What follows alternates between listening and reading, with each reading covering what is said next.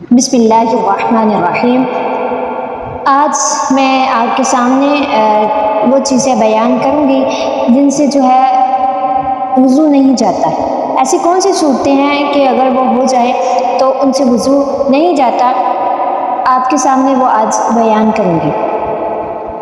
خون یا پیپ یا زرد پانی ابھرا اور بہا نہیں، جیسے سوئی کی نوک یا چاقو کا کنارہ لگ جاتا ہے اور خون ابھر آتا ہے، یعنی کہ بہا نہیں ہے، صرف ابھرا ہے، تو اس صورت میں کیا ہوگا؟ وضو نہیں ٹوٹے گا۔ اور دوسرا ہے اپنی یا پرائی شرمگاہ کی جگہ پر ہاتھ لگانا، اس صورت میں بھی جو ہے وہ وضو نہیں جاتا۔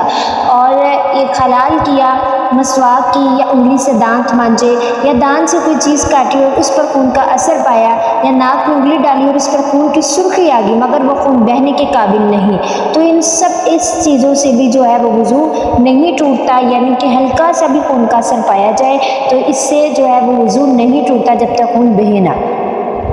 اور ناک صاف کرنے میں جمع ہوا خون نکلا تو اس صورت میں بھی وضو نہیں ٹوٹتا۔ کان میں تیل ڈالا تھا اور ایک دن کے بعد کان یا ناک سے نکلا تو اس صورت میں بھی وضو نہیں ٹوٹے گا۔ جوں، کھٹمل، مچھر یا پسو نے خون چوسا، یعنی کہ وہ وہاں پر خون وغیرہ لگا ہوتا ہے، تو پھر اس صورت میں بھی جو ہے وہ وضو نہیں ٹوٹے گا۔ بلغم کی کیا جتنی بھی ہو، بلغم آئی ہے تو اس صورت میں بھی جو ہے وہ وضو نہیں ٹوٹے گا۔ بیٹھے بیٹھے جھونکے لیتے رہے یا اونگتے رہے تو اس صورت میں بھی وضو نہیں ٹوٹے گا۔ یا نماز کے اندر سوتے میں یا نماز جنازہ یا سجدہ تلاوت میں قہقہ لگایا تو ان صورتوں میں وضو نہ جائے گا۔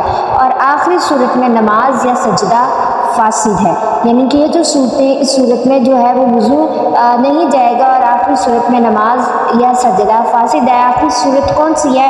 کہ سجدہ تلاوت میں یعنی نماز جنازہ میں جو ہے وہ قہقہ لگانے سے۔ اور ہاں، اپنی یا پرائی شرمگاہ دیکھنے سے وضو جاتا رہتا ہے، جیسے کہ ہمارے ہاں مشہور ہے یہ چیز، لیکن یہ چیز جو ہے وہ دراصل اصل نہیں ہے، بے اصل بات ہے۔